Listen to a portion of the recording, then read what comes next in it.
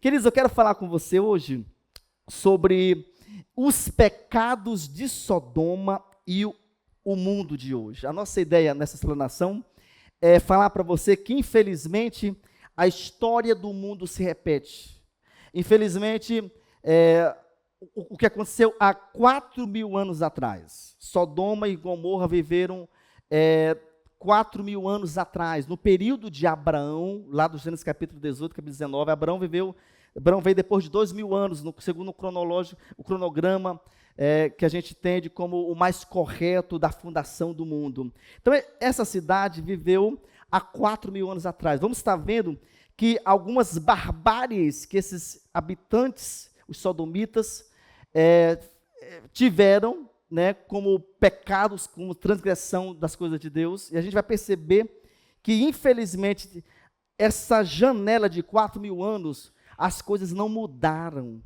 Infelizmente, as problematizações são as mesmas, talvez com requintes de potencialidades maiores ainda.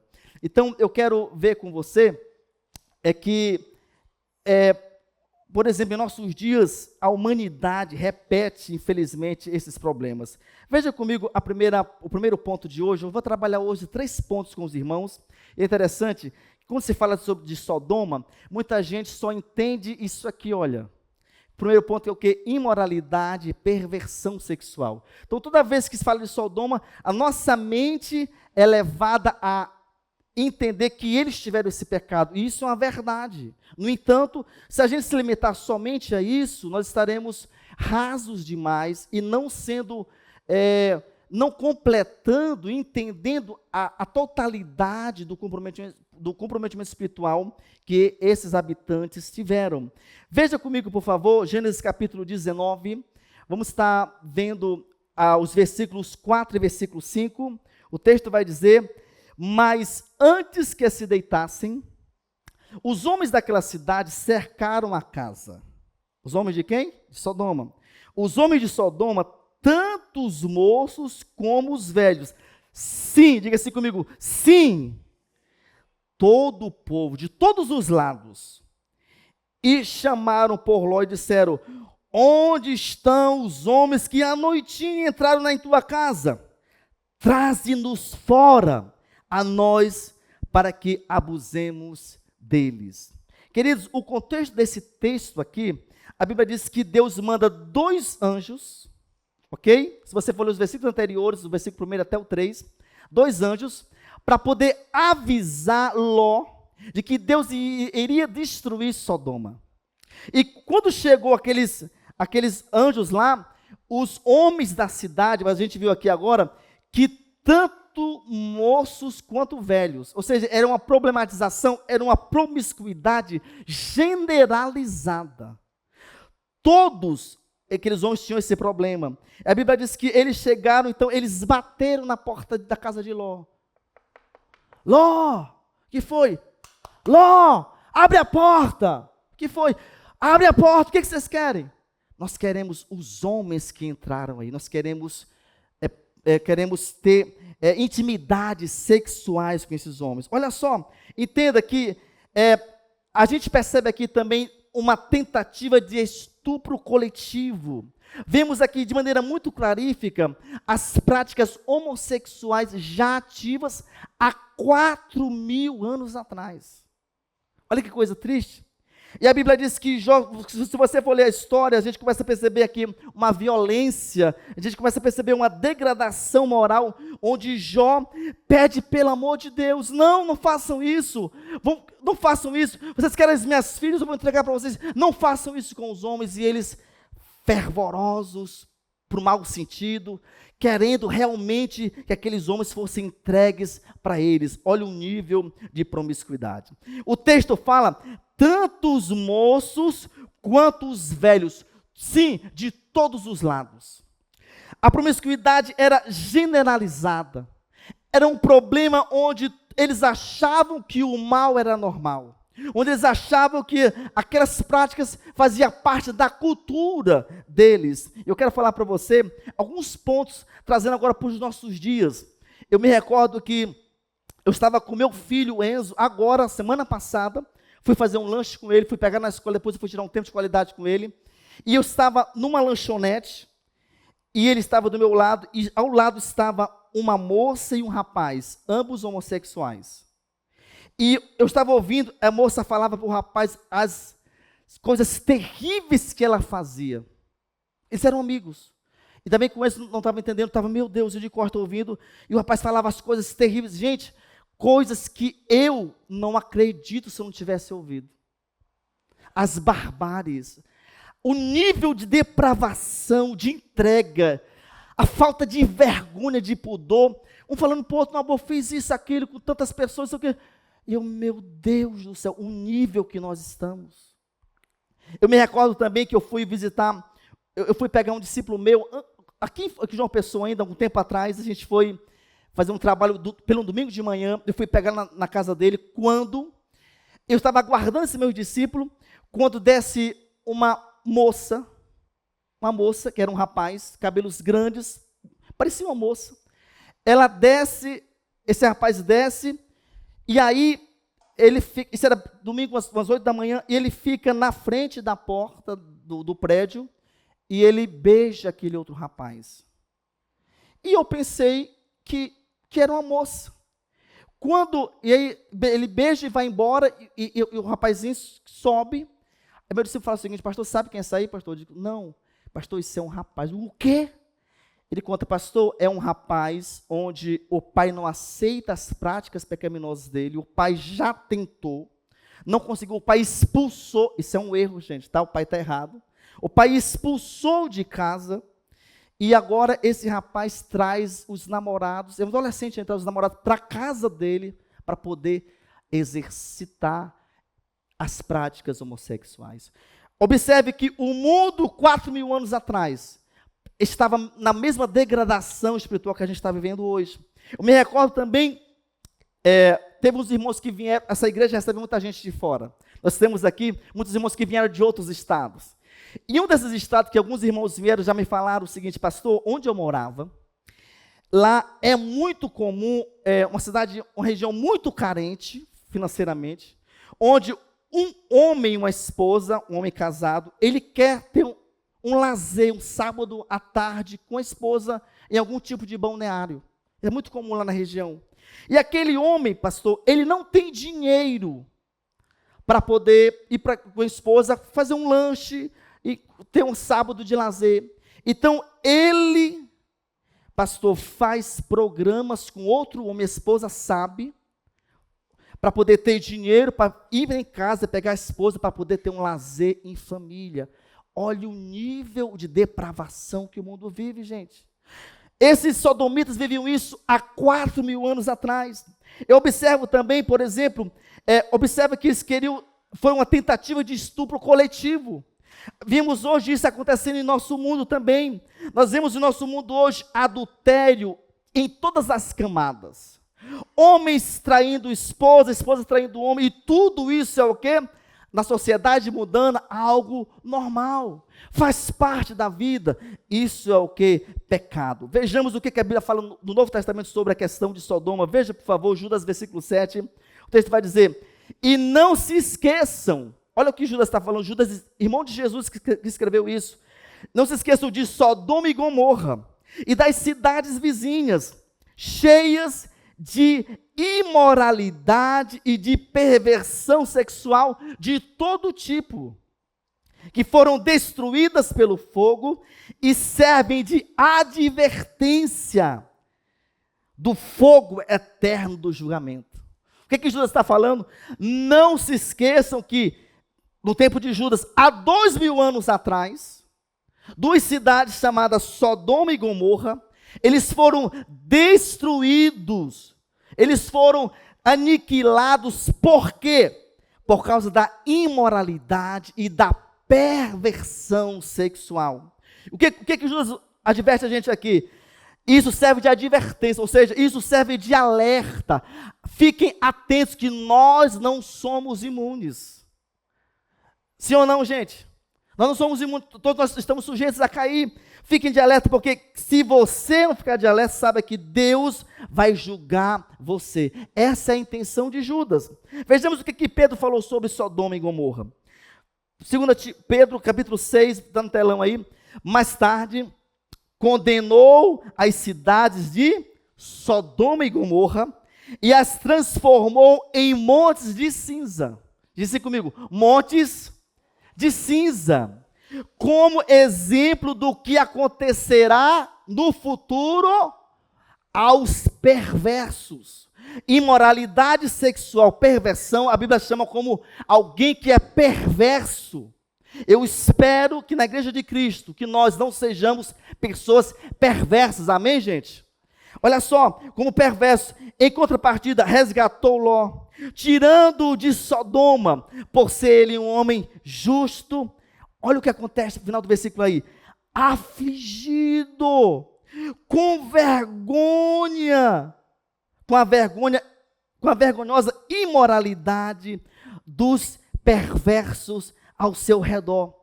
Pensa comigo agora, vamos voltar lá para o Ló com seus convidados, ou quem estava em sua casa, seus hóspedes, melhor dizendo, batendo na porta, abre Ló, e Ló, já pensou os convidados, os hóspedes sabiam o que era, e Ló, ai que vergonha, meu Deus, eu moro numa cidade dessa, depravada, meu Deus, que vergonha. Olha só, a Bíblia diz que, Pedro falando, que Jó ficou afligido com a vergonhosa imoralidade daquela cidade. Eu quero falar para você que muitas coisas que acontecem no mundo deixam a gente com vergonha e chateado. Nós estávamos no outro prédio, isso aqui há quase 2 anos atrás, e eu fui informado de uma pessoa que vai em várias igrejas evangélicas, e essa pessoa começou a ir na nossa igreja, mas casualmente, nunca foi membro. Ia um domingo, passava 2, 3, 4 sem ir, ia. E esse rapaz era homossexual. E nós, só abrindo parênteses, nós amamos os homossexuais, nós não podemos julgar ninguém.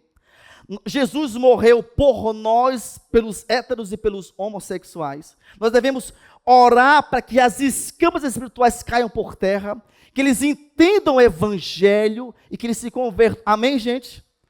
Então a gente não pode nunca, até porque também se nós, de alguma forma, olhamos para alguém com mau olhar, falando mal, isso é discriminação, isso é crime é pecado. Mas eu lembro que aquele rapaz depois eu fui informado que aquele rapaz, estou falando sobre vergonha, que aquele rapaz foi no banheiro das meninas. E quando eu subo, eu chamei, eu falei, olha, não conheço ele direito, mas se ele voltar aqui, vai ser bem-vindo, vai ser amado, é amado. Nós oramos e cremos na transformação, amém, gente? Mas eu falei, mas aqui não é a casa da mãe Joana. Se ele voltar aqui, eu falei, pastor Angélico e para Andresa, elas ficaram para mim, eu falei, se voltar aqui, eu vou chamar ele, amigo, você vai no banheiro dos homens. Por quê? Porque eu fico com vergonha. A vergonha que Pedro falou, vergonhosamente falando, de que você vai gerar um problema para um pai de família. Já pensou um pai que tem uma menina, quando chega lá um rapaz está dentro do banheiro com a filha dele? O problema que isso vai gerar. Observe, nós passamos algumas vergonhas por atitudes de pessoas que às vezes esticam a baladeira, como a gente falando aqui no Ceará, e faz a coisa errada. Então olha só, nós vivemos numa era, meus irmãos, de banalização do sexo, pornografia acessível a todo mundo. Nós vivemos, por exemplo, numa era de prostituição digital, de adultério normalizado, onde tudo pode.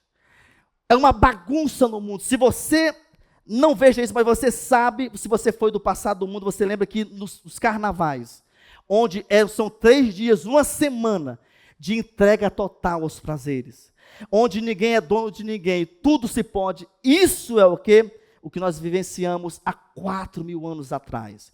E a palavra para nós nessa noite é o seguinte, aquele povo foi julgado, a Bíblia diz que só tornou-se cinzas.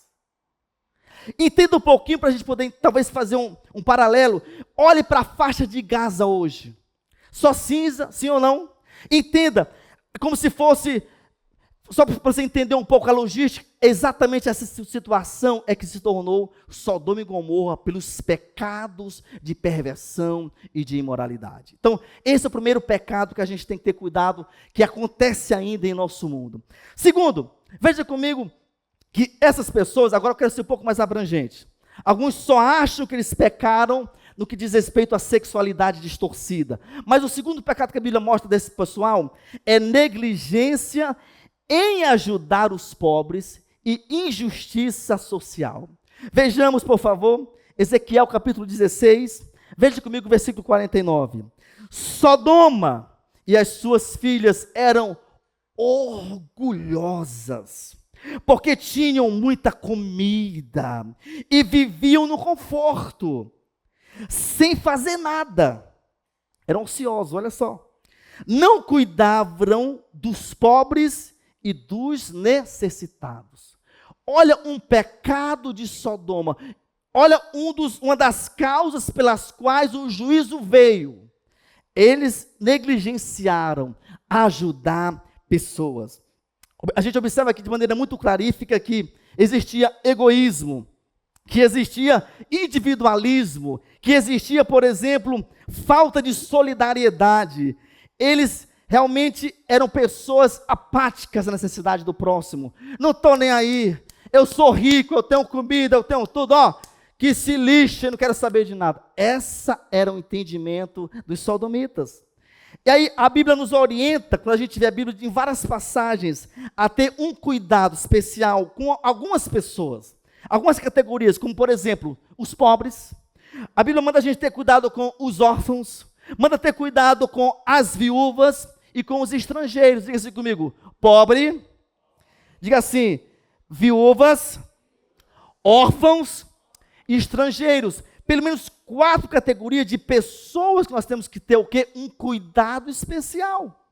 E os sodomitas, olha, orgulhosos, não cuidavam de ninguém. Vejamos o que Isaías nos ensina no capítulo 1, versículo 17, ele diz que aprendam a fazer o bem, busquem a justiça, repreendam o opressor, garantam o direito dos órfãos.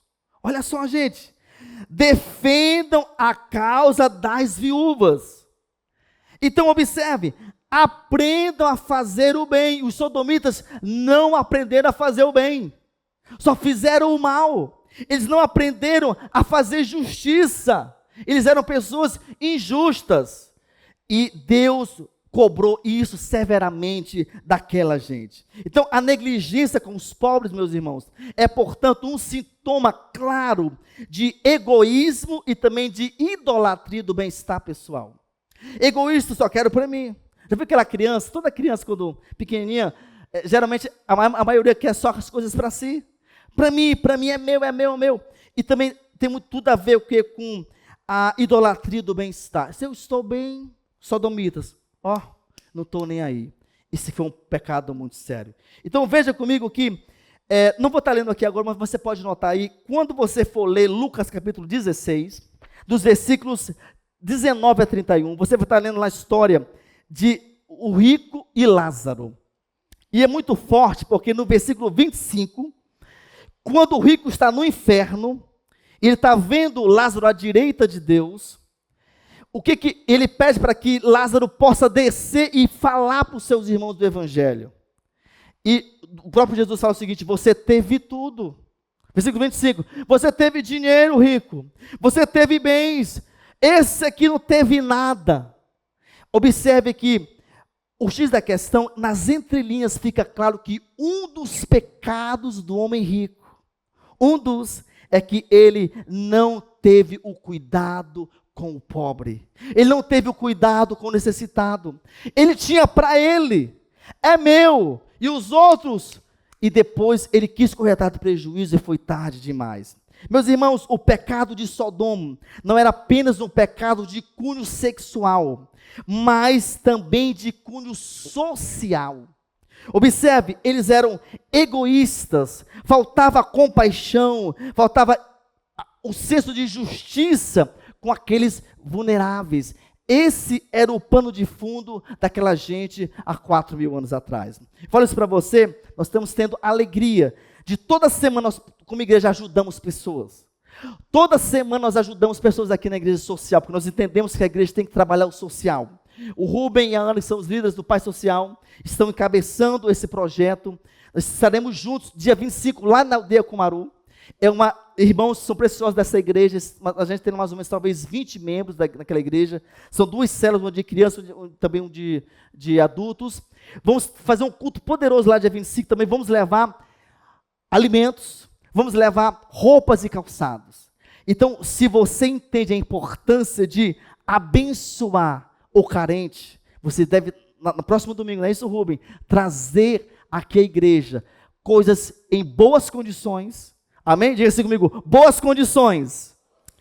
Coisas de primeira, top, para você poder doar, porque nós entendemos que o pobre, o órfão, a viúva e o estrangeiro são amparados pelas Sagradas Letras. Então você pode trazer isso semana que vem, entregar para o Rubem e a Ana, para a gente poder, né, Rubem e Ana, abençoar esses irmãos aqui. Queridos, a injustiça social não é apenas um problema econômico, mas um sintoma espiritual. Por que isso? Olha só, quando o coração humano se fecha para o próximo, é um termômetro de que esse mesmo coração se fechou para Deus. Vou repetir. O problema da injustiça social não é somente um problema de ordem econômica, é também um problema de ordem espiritual. Porque toda vez que o coração humano se fecha para a dor do outro, é um termômetro de que o meu coração está fechado para Deus que me manda acudir o necessitado. Está me entendendo aqui, gente? Olha que coisa forte. Eu quero falar com você do terceiro ponto. Arrogância e pecados diversos.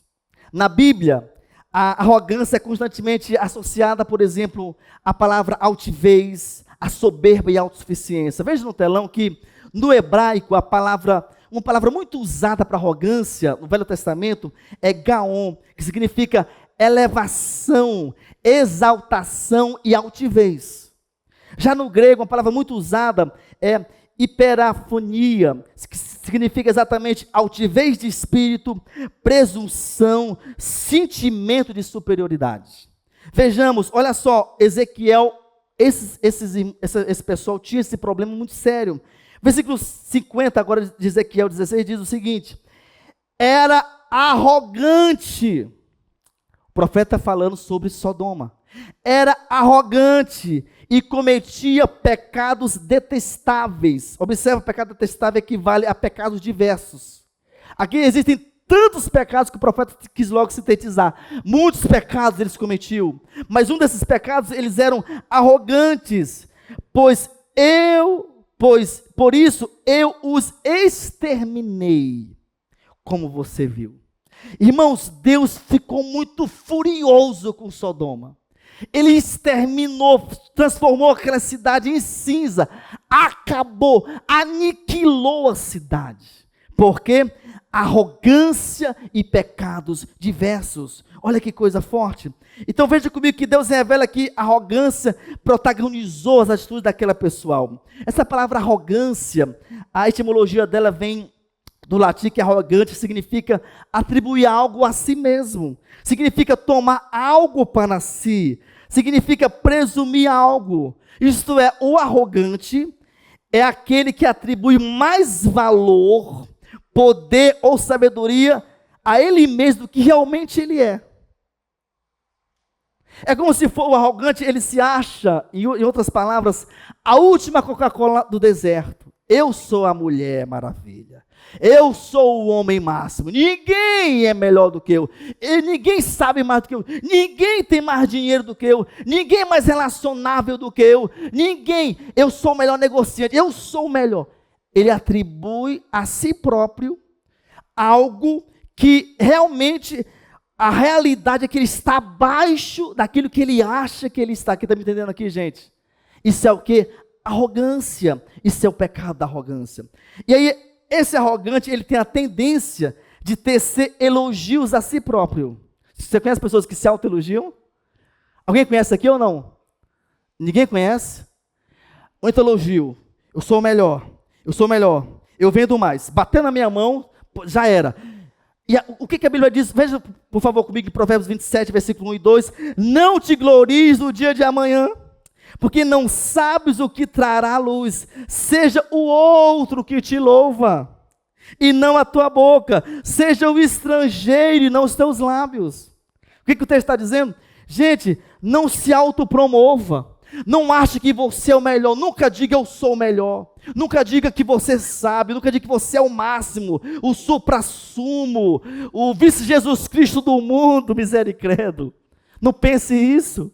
Olha só, a Bíblia diz que seja o outro que te louva. Toda vez que alguém recebe elogio, glória a Jesus, mas que não seja eu falando, que seja o outro que ache isso, que seja o outro que entenda isso, que seja o outro que externe isso. Amém ou não, gente? Amém ou não? Posso ouvir um amém?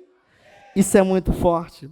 Veja o que Provérbios fala no versículo 16, versículo 18, capítulo 16, 18, diz que o orgulhoso, ou melhor dizendo, o orgulho, precede a destruição, e a arrogância precede a queda. Olha só, alguém vai ser destruído antes de ser destruído. O começo, a pré-destruição acontece com o coração orgulhoso. Os sodomitas eram orgulhosos. Nós temos muito. Nós somos abastados. A gente nem trabalha, o texto falou, nem faz nada. Chega tudo aqui para a gente. Estou nem aí para os outros.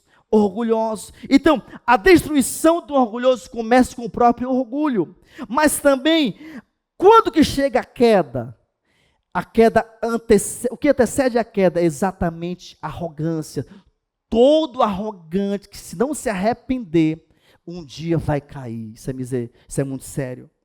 Eu conheço a história do pastor Lucas. O pastor Lucas plantou essa igreja há 49 anos atrás, no Pará, Santarém. Pastor Lucas, eu lembro ainda, né, pastor Angélica, é muito simples. Ele gostava de andar de bermuda e de camisa de botão, e às vezes até aqui o botão só. E ele ia visitar algumas igrejas nossas já grandes no Pará.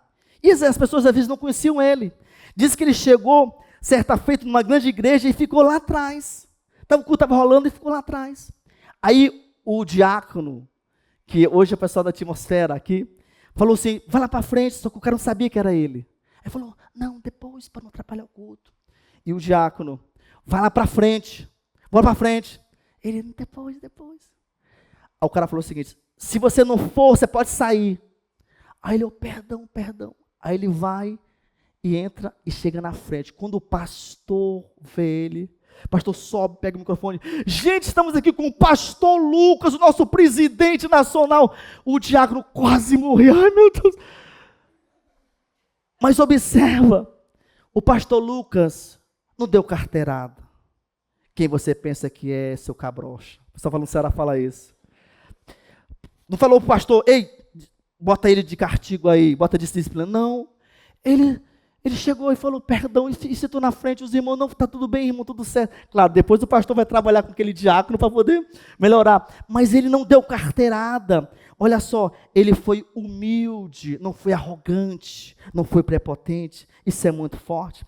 Eu vejo no corredor da história, meus irmãos, alguns orgulhosos que pagaram um preço alto. Por exemplo, Nabucodonosor, leia Daniel capítulo 4. Você vê o rei Nabucodonosor, o rei da Babilônia, orgulhoso, prepotente, querendo ser um semideus. E a Bíblia diz que aquele homem foi colocado como um bicho por 7 anos comendo capim no campo. Suas unhas cresceram, seus cabelos cresceram. Talvez ele andava com força animal, estava com os animais, um bicho selvagem, esquisito, 7 anos, até que seu coração se dobrou diante de Deus. Olha para quem está do teu lado e fala assim, não siga, olha para quem está do teu lado, diga, não siga o exemplo de Nabucodonosor. Diga assim, está amarrado em nome de Jesus. Mas eu também me recordo de um exemplo de Herodes Agripa I. Atos capítulo 12, versículo 23, na versão fácil de ler, diz que então, de repente, um anjo do Senhor fez com que ficasse doente, pois ele quem? Herodes Agripa I, ele não tinha dado glória a Deus. Herodes, esse sujeito aqui, foi comido pelos vermes e morreu. Misericórdia. Querendo louvores, súditos, passava. E aí, querendo glórias para si, glória para si, glória para si, glória para si. E qual foi o preço? Ele morreu, ele adoeceu, morreu. E a Bíblia diz que foi comido de bicho. Isso é possível, gente? Alguém ser comido por vermes? Sim ou não? Sou testemunha, pastora Angélica. Pastora Angélica é a maior missióloga que eu conheço na prática do Brasil. Eu lembro que a gente morava na cidade de Aveiro, cidade de 5 mil habitantes no Pará. Ela ganhou um senhor chamado Conci. Era um bêbado que ficava jogado nas calçadas, não é isso, pastora Angélica? E ganhou ele para Jesus. E ele começou a ter uma vermelhidão no rosto. E depois teve uns furúnculos.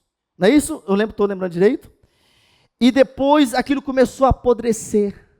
Os parentes não suportavam o odor do Conci. Mandaram ele, jogaram lá no final, na última rua da cidade. Eu lembro que eu tinha talvez 8 anos, eu ia juntamente com ela, eu tinha menos 8 anos, talvez, né? Eu ia juntamente com ela para poder visitar.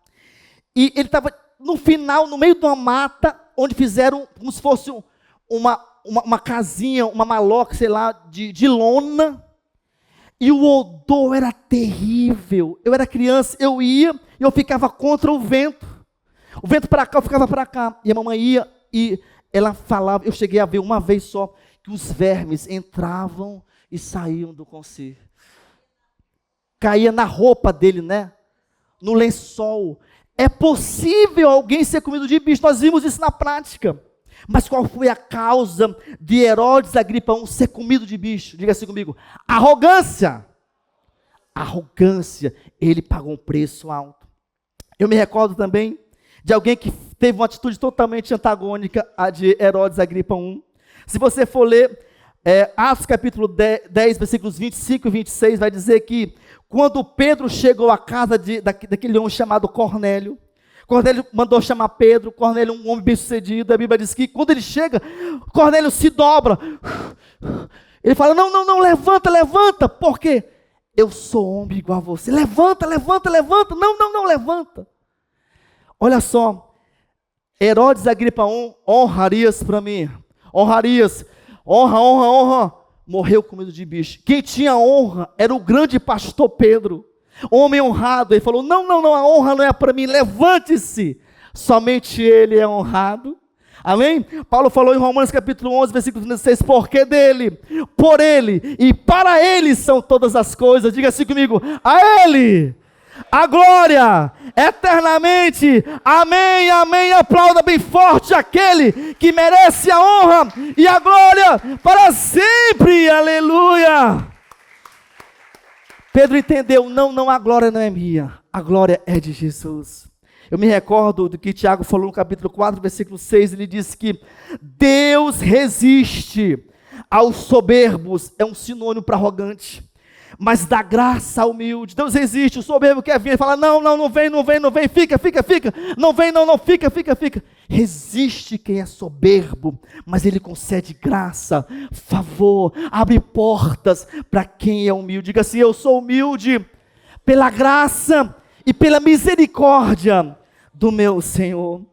Sodoma se via como invencível, autossuficiente, uma cidade próspera, uma cidade rica, confortável, e todos esses adjetivos societais fizeram com que elas se sentissem orgulhosos, altivos e nós não precisamos de Deus. Você conhece pessoas assim no mundo? O mundo está cheio, 4.000 anos, a história é a mesma, com possibilidades de acréscimos terríveis.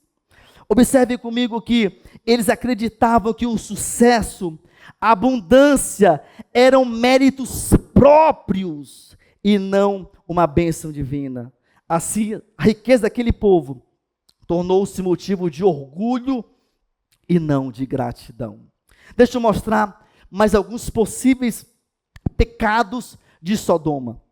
Por exemplo, a Bíblia diz que a gente começa a perceber, por exemplo, que a perda do senso da vergonha de expor-se publicamente diante de pecado. Por exemplo, veja comigo aí, Isaías 3, versículo 9, o texto vai dizer: o aspecto do seu rosto, isso aqui é o profeta Isaías confrontando o povo de Judá e Jerusalém.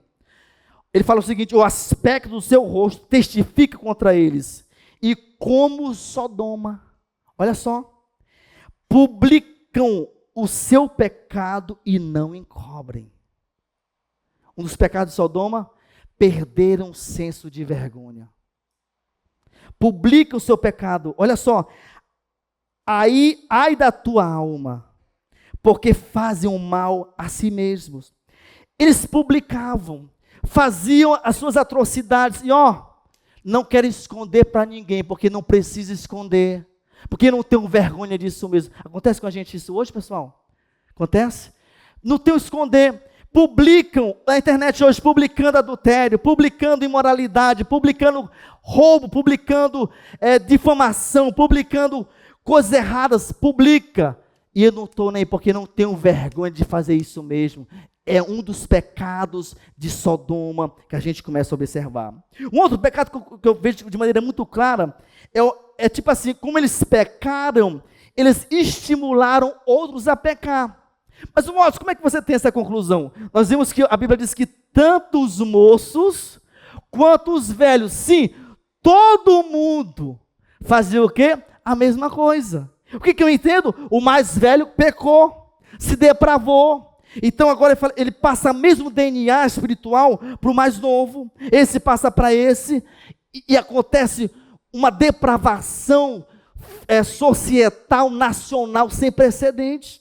Estimula o erro do outro. Eu percebo um outro pecado de Sodoma, que a gente começa a observar de maneira muito clara, é a dor e vergonha que parentes e amigos passaram, quando alguém se entrega deliberadamente ao pecado.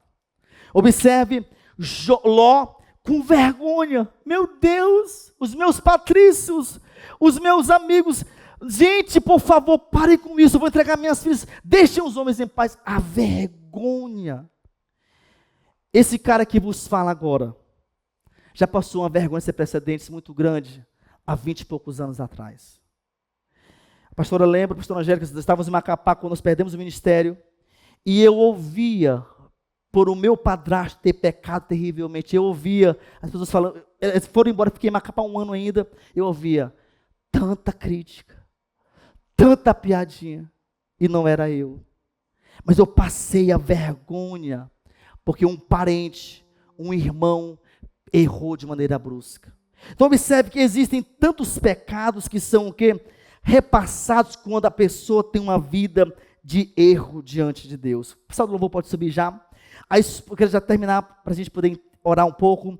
A história de Sodoma é um espelho do coração humano sem Deus. A imoralidade corrompe o corpo, a injustiça corrompe a sociedade e a arrogância corrompe a alma. Veja o último slide. Não se conforme com a cultura do pecado. Saia espiritualmente de Sodoma e viva nesse mundo, nessa João Pessoa, viva na Paraíba e no Brasil, como um cidadão da Jerusalém espiritual. Amém, queridos? Fique em pé, por favor. Saia da cultura do pecado.